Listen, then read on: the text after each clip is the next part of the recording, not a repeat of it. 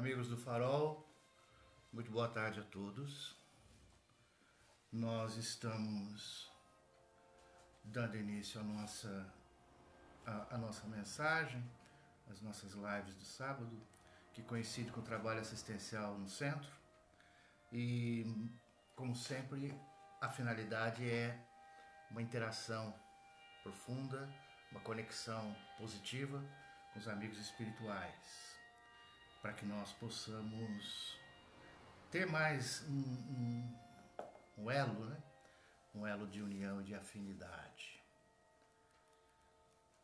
Nós estamos utilizando esse procedimento e é bom que a gente relembre, eu lembre, já se comentou isso, Alhures, mas a gente vai falar, que o passe virtual, o passe que acontece, a transmissão que acontece via internet, é uma medida provavelmente já pré-estabelecida pela espiritualidade.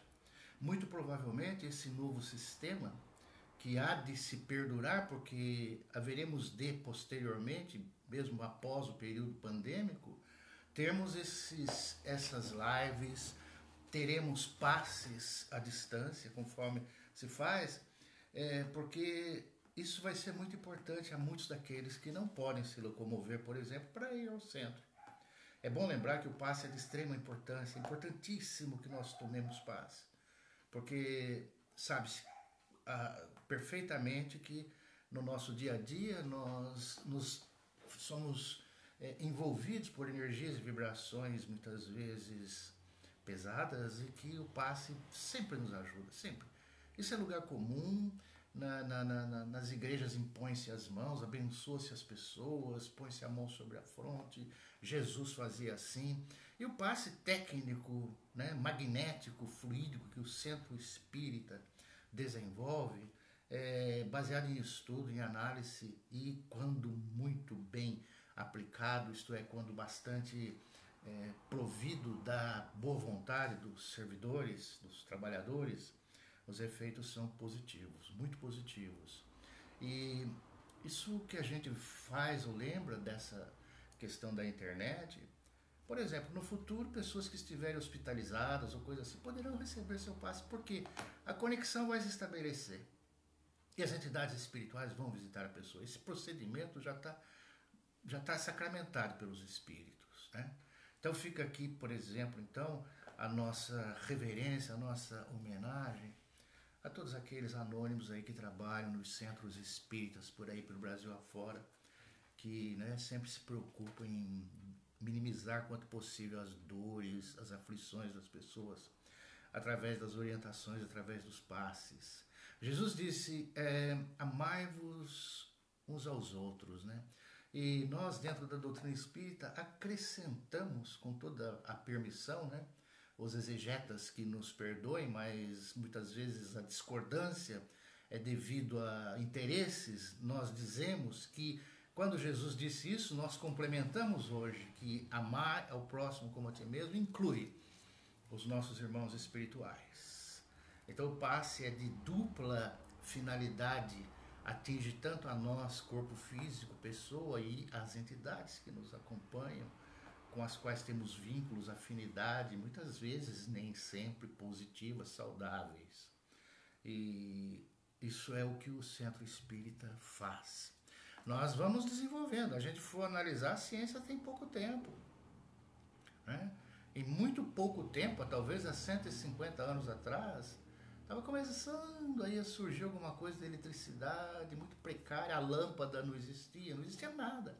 O desenvolvimento foi extraordinário da nossa tecnologia, dessa tecnologia a mais. E não nos surpreendamos se daqui a um tempo que talvez não seja tão longo, não sei se todos nós poderíamos vê-lo aqui encarnados, mas não sabemos, né? Pode ser. Haverá sim um televisor, um aparelho, alguma coisa, não sabemos exatamente o que, mas vai surgir, em que teremos conexão do mundo físico com o mundo espiritual. Então, além do aparelho mediúnico, embora seja a consciência superior a qualquer técnica, né? Porque a capacitação consciencial é enorme. Mas talvez tenhamos um televisor, por exemplo, que vai pegar a estação do mundo astral. Não é impossível. Não é impossível, mesmo porque essa determinação não vai partir tão somente de nós encarnados, mas vai ter a coadjuvação dos espíritos. E eles são superiores, são elevados, né? E se ainda não determinaram, não permitiram, é porque é precário a nossa condição momentaneamente, não dá para a gente ainda ter esses recursos. Então o passe é muito importante, importantíssimo. Então vamos confiar que nesses tempos, né? O nosso caso hoje aqui é uma live de informações, mas existem os passes que são aplicados à distância durante a semana. Tem o Evangelho no Lar que o Roberto faz, as ações ali, as preleções, as mensagens do Daniel, do Márcio. Então, convém que... E outras casas espíritas também estão realizando essas providências que vão se tornar bastante saudáveis e positivas cada vez mais. É sempre importante a gente, a exaustão, lembrar os princípios da doutrina dos espíritos. A gente sempre lembra disso, né? A gente tem que ter esse parâmetro sempre. Então, lembrando repetitivamente, todos sabemos, o Espiritismo adota, professa, estabelece a crença no princípio consciencial, na força em Deus que existe no universo. Nós temos esse princípio, embora não saibamos definir, né, o que seja Deus exatamente, porque está muito além das nossas condições conscienciais, intelectuais, de todos nós. A crença na imortalidade, a sobrevivência do espírito, né, que faz com que nós entendamos de forma consistente que estamos aqui de passagem e a vida prossegue. À luz da doutrina espírita, explicando de forma possivelmente mais esclarecedora como é essa continuidade. Nós não vamos ficar dormindo, não existe definição estática para nenhum de nós, a vida prossegue sem dar saltos. A crença na comunicabilidade entre nós e os espíritos, nós também somos espíritos, existe comunicabilidade. Comunicabilidade não é só dar manifestação de espírito, não é só ter psicofonia, estar incorporado e falar dos espíritos. Isso é um aspecto mediúnico que se utiliza nos trabalhos espirituais para esclarecimento e orientação de entidades.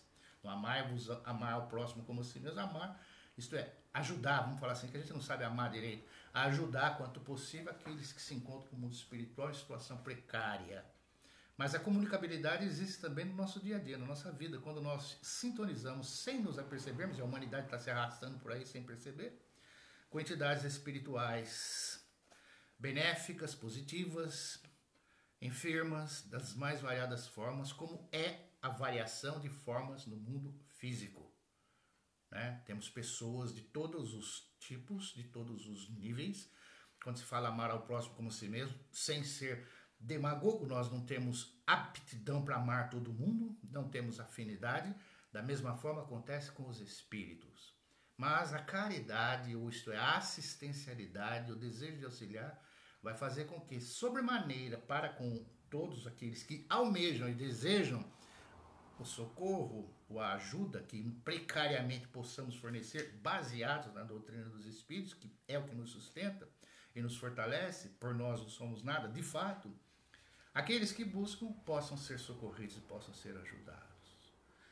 Crença na pluralidade das existências, nas reencarnações. Não adianta ficar dizendo, negando. É necessário, ao esgotamento, ad infinito, falar, pesquisar, pensar no assunto para verificar a respeito da reencarnação.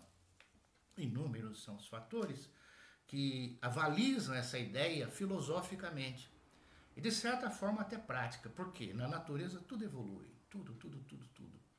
Né? Não existe saltos. É uma evolução lenta, né? Desde lá das cavernas, dos tempos pré-históricos, dos mamutes, dos dinossauros, as espécies vão-se. Isso não nega a existência de Deus. É o processo evolutivo que as leis divinas consagraram na natureza. É assim que se processa. Tudo evolui. E, obviamente, a coisa mais pura, mais elevada que existe dentro do nosso conhecimento no mundo é a consciência, é o espírito. Ele não pode estagnar, não pode virar santo de uma hora para outra. Não tem como ser uma vida única e exclusiva. É necessário várias experiências. É um dos aspectos que advogam a reencarnação. Quanto a lembrarmos ou não lembrarmos, é óbvio que não temos como lembrar porque estamos no outro corpo e a própria natureza já fez com que apagasse tudo que é pretérito. Não dá pra gente nem ter ideia. Ah, você viveu na Primeira Guerra Mundial, você viveu na Segunda Guerra Mundial, você estava aqui na época do Brasil Independência, na época do Brasil Descoberto, na época da escravidão. Não temos a mínima ideia disso. O que fica conosco são os resquícios das emoções vividas. E isso é outra coisa. Mas os fatos se apagam. Como quando, durante a noite, nós sonhamos, temos várias experiências e podemos fazer o maior esforço e muitas vezes durante o despertar não conseguimos relembrá-las. E às vezes até ficamos nervosos com isso, né? Porque teve sonhos bonitos, mas você vê só um flashzinho, não dá para saber. A pluralidade das existências e a pluralidade dos mundos habitados. É outra dos princípios espíritas. Alguns poderão dizer, mas isso é dogma, a reencarnação é dogma. A gente estuda, a gente analisa.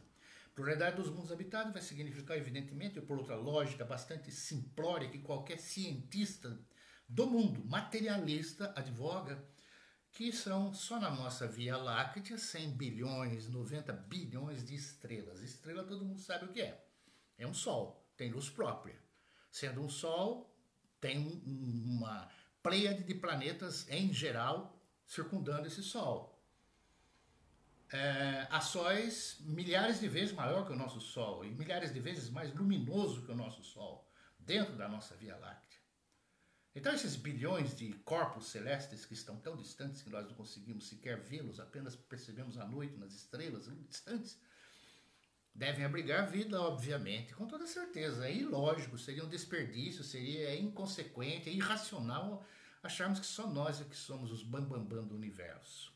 E além da nossa Via Láctea, que tem 100 bilhões de estrelas, pelo tamanho incomensurável que ela possui, existem aproximadamente mais de 100 bilhões de galáxias detectadas pela NASA, pela ciência, pelos pesquisadores, enfim.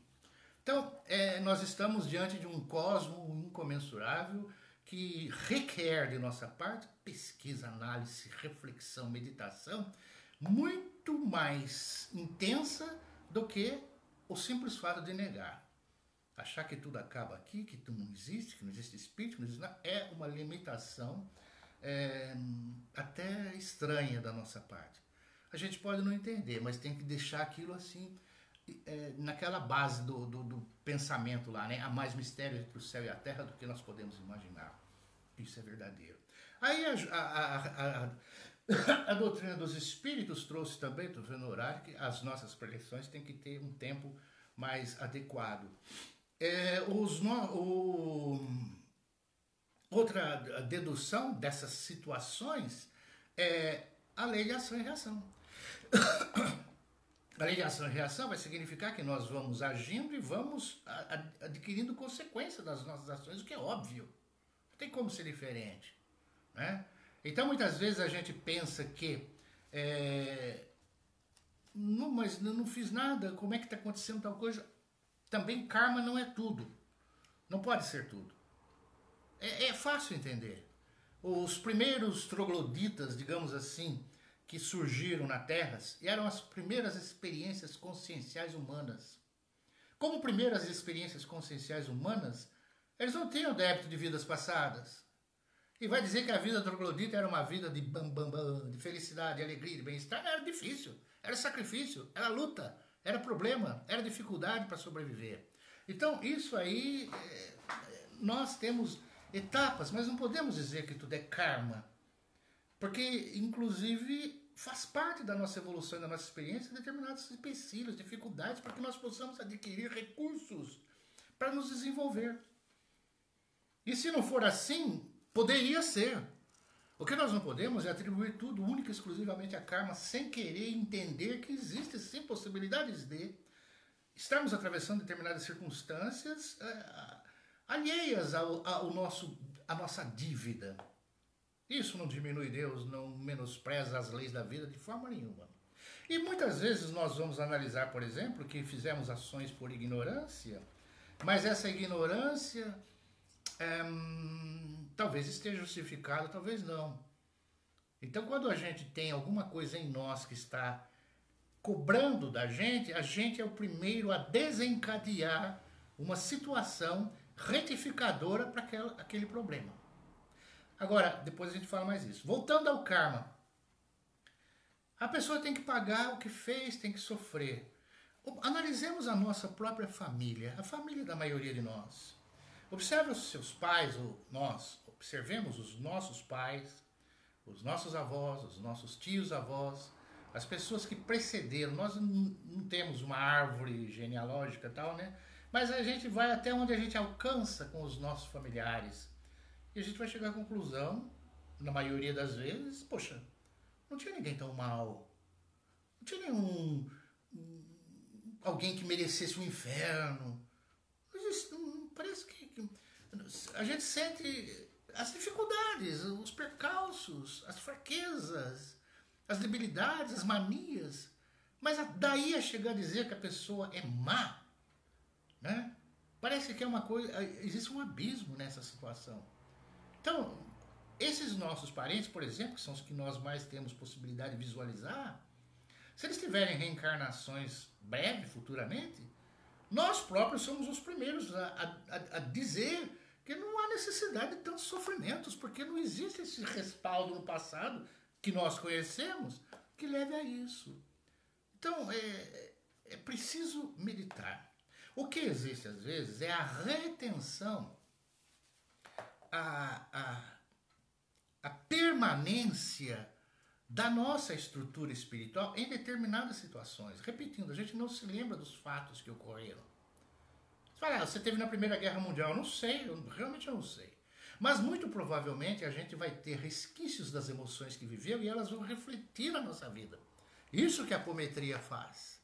Vai detectar onde estamos às vezes aprisionados, onde estamos restritos, onde estamos cativos, onde muitas vezes estão e se encontram as nossas preocupações mais acentuadas, que na vigília física ordinária que nós estamos vivendo, acordados assim, no dia a dia, trabalhando, andando para cá, andando para lá, a gente nem percebe. Mas existe no nosso íntimo, no nosso subconsciente, na nossa inconsciência, um cabedal enorme de experiências que estão arquivadas, e aquelas que nós não conseguimos resolver, não conseguimos sobrepairar, sejam positivas ou negativas, elas ainda repercutem na nossa existência. Essa repercussão, a apometria, por exemplo, nos ajuda, nos livrando, desfazendo, despolarizando, trazendo à tona. Porque muitas vezes nós também, aqui no dia a dia, na nossa cotidianeidade, a gente tem determinados problemas aqui, dessa vida. Certos traumas, certas angústias, certas coisas que estão aqui na garganta. Você fala com alguém, você desabafa, você vai no psicoterapeuta e você expõe, você se alivia. Agora eu estou melhor. Parece que você está bem. Porque você conseguiu pôr para fora aquilo, conseguiu se livrar daquilo. Idêntico processo acontece na apometria. Só que com menos consciência da nossa parte. Consciência física, da vigília física. Mas o espírito desdobrado, o corpo mental, o corpo astral, tem conhecimento daquilo. E esse conhecimento vai repercutir na vida física. E a gente vai se livrar de certas coisas. Na ausência de um tratamento desse teor, na ausência de circunstâncias favoráveis para detectar esse tipo de problema, pode, na sequência, gerar problemas na própria vida, atraídos magneticamente por isso que está dentro de nós. Então existem muitas coisas, e falamos muitas coisas, para não dizer todas, porque não temos capacidade e condição para isso, que somos nós mesmos que atraímos, sim. Nós atraímos pessoas, circunstâncias, fatos, situações. Nós atraímos. Porque existe um magnetismo em nós, de certas coisas que estão em nós, que não estão elaboradas. Não que a gente seja culpado, todos nós, sem exceção, temos experiências diversas. Então, é isso que vai nos auxiliando no trabalho espiritual. No caso, a apometria foi uma realização, uma descoberta maravilhosa. Consultemos na internet, está cheio de informações precisas sobre a apometria. Então, é uma medida positiva, como são as medidas desobsessivas dos centros espíritas tradicionais. E aí o que acontece? A gente também pode trazer para o nosso âmbito pessoal aquilo que às vezes tem mais poder mental em nós. Exemplo, as nossas fixações mentais, as coisas que a gente pensa com mais intensidade, os nossos assuntos prediletos. Isso é também um retrato do estado que está o nosso íntimo. Por isso que as reflexões, às vezes, ao se deitar, quando a gente encosta a cabeça no travesseiro, a gente deve refletir sobre a questão do dia e, normalmente, involuntariamente, a gente acaba refletindo e, às vezes, surge determinados remorsos, arrependimentos sobre coisas que a gente fez. Isso significa que a nossa mudança tá chamando, né? Tá mexendo com a gente. O travesseiro é um bom companheiro da reforma íntima, um grande companheiro. Então, essas mudanças, quando essa solicitação de mudanças, esses arrependimentos, que são as nossas ideias principais, as nossas ações, o nosso dia a dia, às vezes nós queremos mais receber do que dar, não sabemos ajudar, ajudamos reclamando. Tem uma série de ocorrências no nosso dia a dia, ouvimos pouco, somos omissos, somos agressivos, nervosos sem razão, coisas desse teor. Por qualquer coisa a gente já fica nervoso, já não tolera, já quer abandonar, não tem gratidão pelas circunstâncias, às vezes, que nos circundam a existência. Então, isso significa que são ocorrências que se vêm à tona no nosso travesseiro conosco, precisam ser modificadas. E essas modificações, geralmente, elas são indutoras do quê? Da caridade, da assistência. Porque a gente nunca vai ter resquícios de negatividade com a gente mesmo com coisas positivas, é sempre com coisas negativas. E aí a gente vai deduzir que está ajudando pouco, está fazendo pouco pelos outros, não está sendo solidário, empático, está faltando alguma coisa. Então, tudo isso leva para a caridade. E a caridade, não adianta a doutrina dos Espíritos nos dizer fora da caridade não há salvação. Muito bem, maravilhoso, ótimo. Aliás, são os espíritas os mais dedicados à assistência que existe no Brasil. As ocorrências, as ações espíritas são infestadas pelo Brasil inteiro. O próprio Chico incentivou mais de 2.000 instituições voltadas para a caridade. Então é significativo. Mas a caridade não é nata. A gente não diz eu sou caridoso, não. É algo que se exercita. É algo que é um sentimento que está condicionado ao raciocínio, ao entendimento das situações alheias, das dificuldades.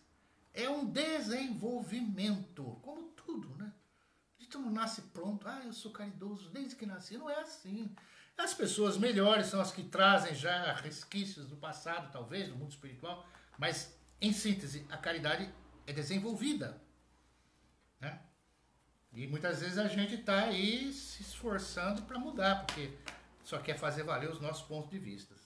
Nós estamos, muitas vezes, por causa disso, nessa necessidade de reforma, isolados no corpo físico. É numa concha. Nós estamos numa concha. Então, existem forças infinitas que dormem em nós, esperando para despertar e nos levar à superconsciência. Nós temos um futuro enorme, imenso pela frente, que vai nos dotar de superconsciência. Outrora estávamos na irracionalidade, no instinto, passamos para a consciência, trazendo agora muita coisa inconsciente e subconsciente. O consciente vai se tornando cada vez mais apurado, isto é, cada vez as nossas ações do momento, do presente, vão se tornando mais lícitas, saudáveis, homeostáticas, né, salutares, até que a gente atinja a superconsciência, o nível mais elevado. Nós vivemos a semelhança de uma lâmpada. O que significa isso? A lâmpada, ela irradia luz. Ela vive no centro daquilo que ela irradia. Né? Não tem como ser diferente. Ela está irradiando a luz que ela própria irradiou e vive nesse meio, no seio dessa luz irradiada. A mesma coisa nós. Nós vivemos no seio das nossas irradiações, das nossas forças mentais, psíquicas, energéticas, sentimentais. Nós irradiamos e vivemos no seio disso. Só que no nosso caso existe o quê? Um magnetismo, vamos dizer, que é um magnetismo constante, ininterrupto, que vai fazer com que essa irradiação nossa encontre radiações semelhantes e se somem. E essa soma pode gerar elevação, sublimação, ou queda, abismo, otimismo, pessimismo, saúde ou doença, alegria ou tristeza, sabedoria ou ignorância, agressividade ou generosidade e amor ou ódio. Então, a nossa irradiação se encaixa em radiações de outros. Pensamento ainda é indefinível plenamente. O Chico, lá num livro lá do Emmanuel, fala o seguinte, que, assim como um biólogo, se ele quiser conhecer toda a natureza, todas as árvores, as espécies, as flores, as frutas, enfim, tudo que existe, se ele quiser conhecer, ele teria que estudar muito, né? Mas o que acontece? Se ele ficar restrito numa horta no fundo da casa dele, uma horta, onde ele tem alface, tomatinho, tem alguma coisa ali, e só estudar aquilo ali, ele nunca vai saber o que existe no vasto universo da biologia, nunca. Ele vai ficar restrito àquilo ali. A mesma coisa na nossa mente em relação aos estudos dos psiquiatras, dos psicólogos, dos cientistas, como seja, com todo o respeito. Não se sabe nada sobre a nossa capacidade mental ainda. Estamos ensaiando, tangenciando possibilidades. Principalmente ainda aí se falando da sobrevivência da condição do espírito. O espírito e nós coabitamos, vivemos num prédio de vários andares, onde radiações as mais variadas de todos nós se misturam, se envolvem, sobe e desce, está tudo meio como que misturado. Absorvemos as energias negativas e as positivas também. Então, por isso que essa questão, né, de estarmos nas nossas próprias irradiações, é que a gente sabe perfeitamente, por estarmos nas próprias irradiações, e o pensamento, a tela mental é matéria. O pensamento é matéria. Tem átomo, ele tem tudo, mas só que matéria diferenciada. São inúmeras as dimensões da natureza. Por vivermos nas nossas próprias irradiações, é que espíritos desencarnam, isto é, morrem, perdem o corpo e não sabem que morreram. Não tem essa noção. A gente não vai dizer que são psicóticos, que são parapsicóticos. É naturalíssimo muitas vezes em muitos de nós.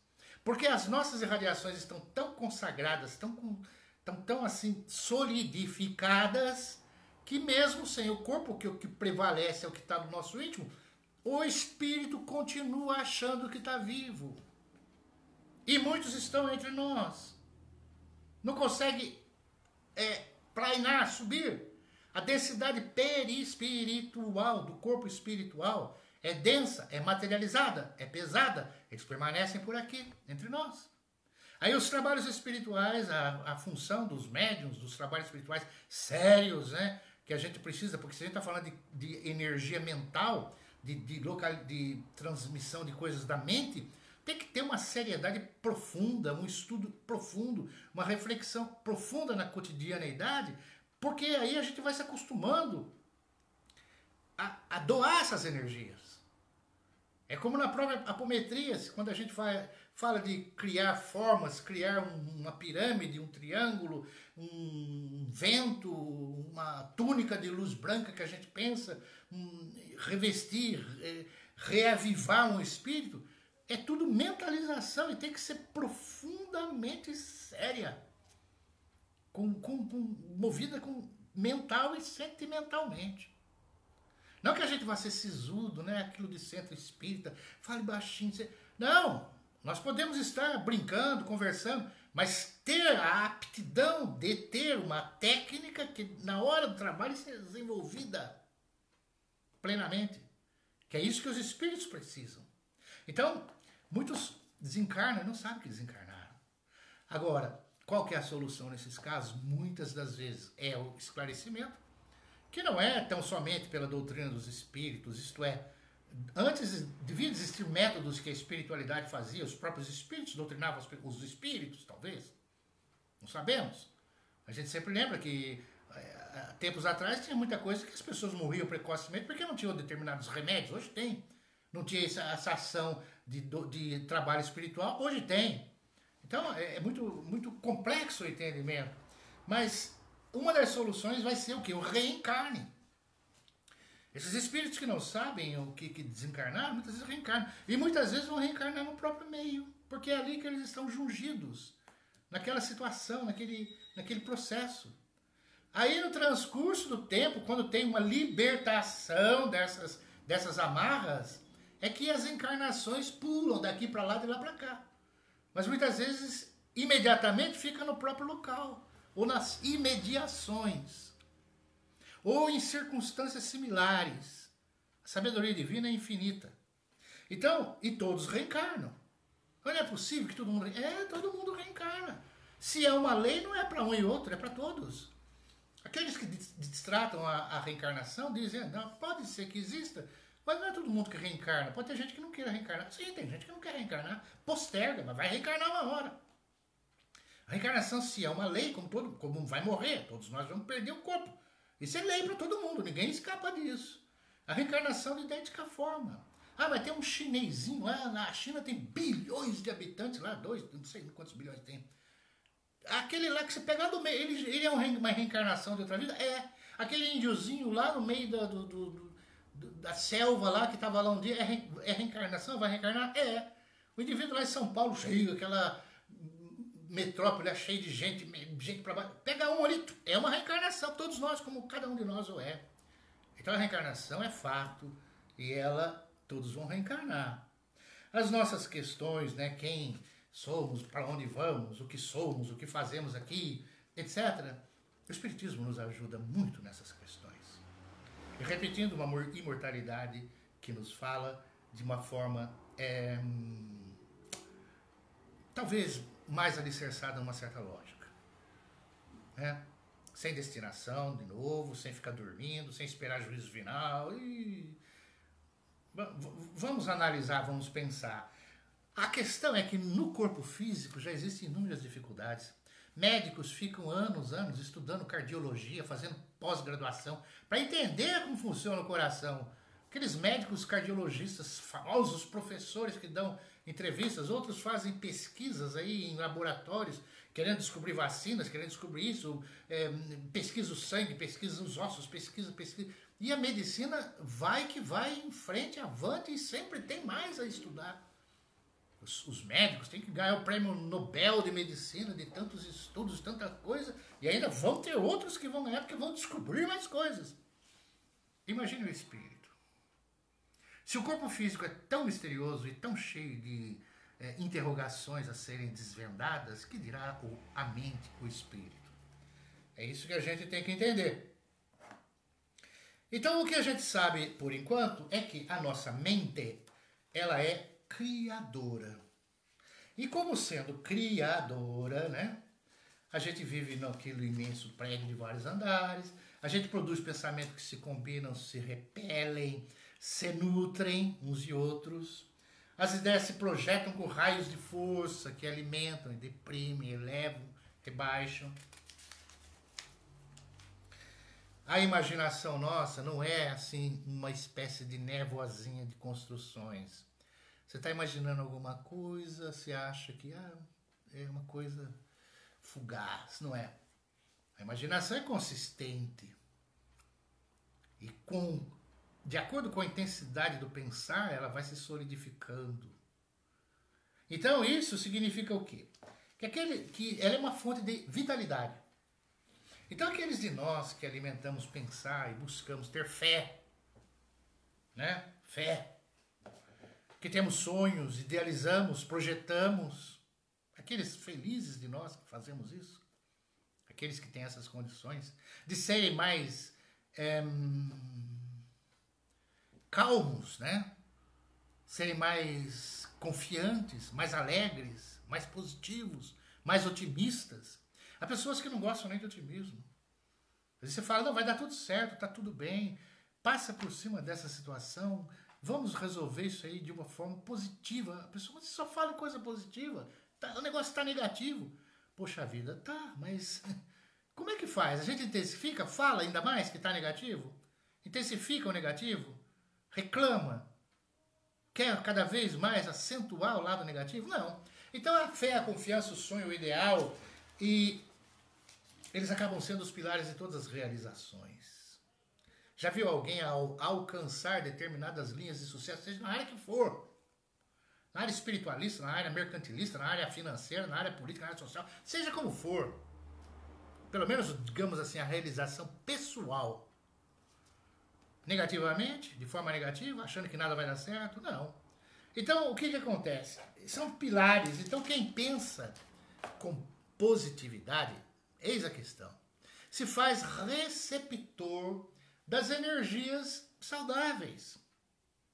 Então, se nós pensamos positivamente, nós automaticamente afinizamos com os espíritos superiores, com os espíritos sadios.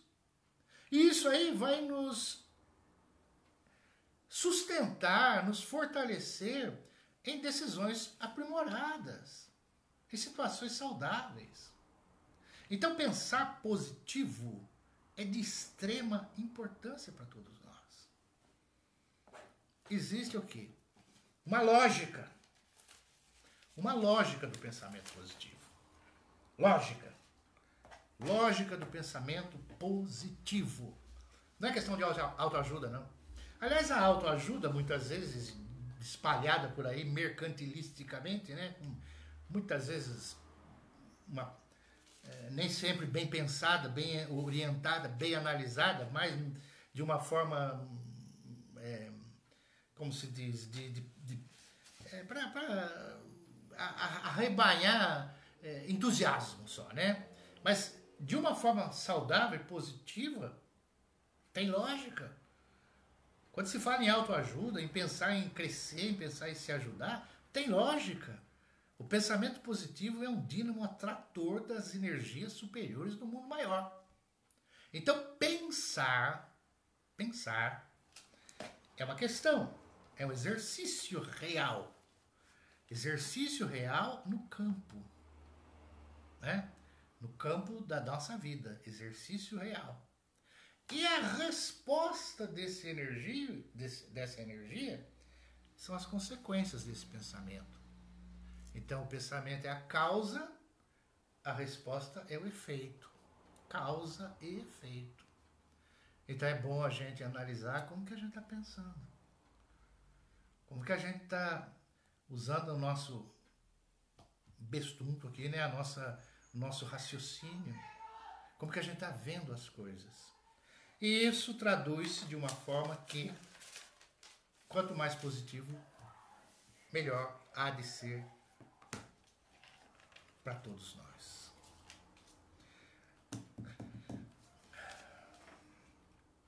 Aqui nós temos a Elaine Dorim, da Rua Senador Severo Gomes, 48, Praia Grande, Ubatuba. Tem vibrações solicitadas para nossa irmã, que ela possa ser envolvida. A gente pede aos familiares que intensifiquem as vibrações nas preces pessoais e particulares, entendendo sempre que a doação é mental, ela é intensa, ela é sentimental. E essas vibrações atingem a pessoa, o seu mentor, os seus mentores, os seus amigos espirituais, abrem um caminho, facilitam para que se possa fazer aquilo que é possível.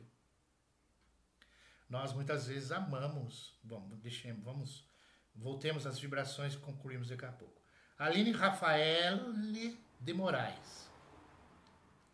Aline Rafaela de Moraes, Rua Judite Ferreira da Silva Costa, 24, no residencial Elmano Veloso, Campo dos Alemães e São José dos Campos. Vibrações igualmente para nossa irmã Aline. Então, são vibrações, são solicitações. Aí para os nossos irmãos que estão conosco, não conseguimos ver todos aí, então a gente evitando esquecimento, né, de alguns, eu não sei mexer dele.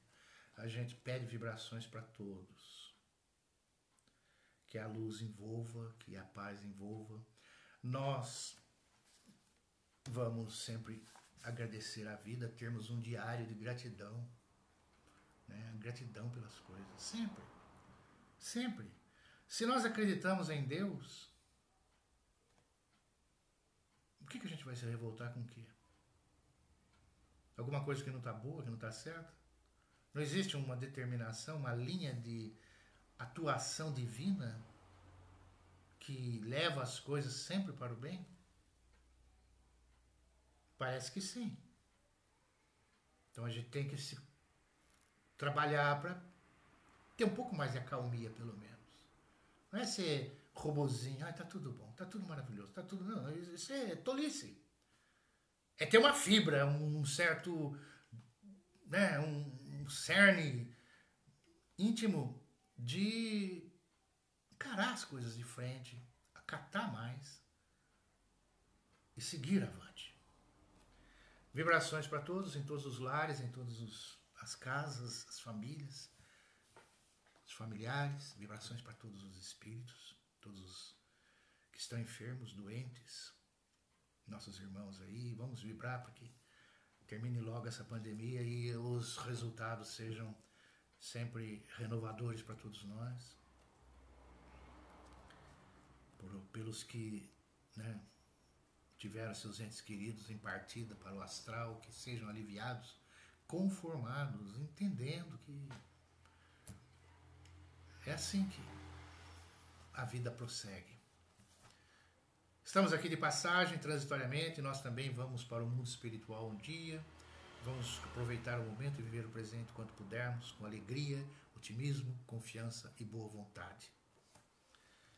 A luz infinita possa nos abençoar a todos. Pai nosso que estais nos céus, santificado seja o vosso nome, venha a nós o vosso reino, seja feita a vossa vontade, assim na terra como nos céus. O pão nosso de cada dia dai-nos hoje, perdoa-nos nossas dívidas, assim como perdoamos nossos devedores. Não nos deixes cairmos em tentação, mas livrai-nos do mal. Seu reino, poder e glória para sempre.